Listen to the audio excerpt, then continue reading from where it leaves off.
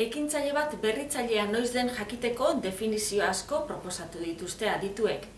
Onargarria eta orokorrean ulertzeko modukoa den bat honako hau da. Ekintzaile bat berritzailea da, lehen zegoen arazo edo premia bati erantzun berri bat ematen dionean, eta noski erantzun horrek balioa demostratzen duenean.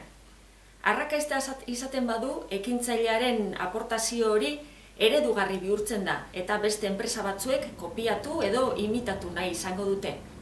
Gainera, berrikuntza hori ekintzaile horren marka bihurtzen da, bere ezaugarri bihurtzen da. Hori ekintzaile orokorrari dagokionez, baina ekintza sozialari dagokionean beste ñabardura bat dago, eta honako hau da. Ekintza sozialak pertsonen ingurunea hobetzeko eta eraldatzeko lan egin nahi duela, eta horretan berrituko duela. Beraz, arrakasta izan nahi duen ekintza sozial batek pertsonekin egin beharko du lan eta pertsonenganako enpatia bilatu beharko du. Hori izango da bere aportazio nagusia.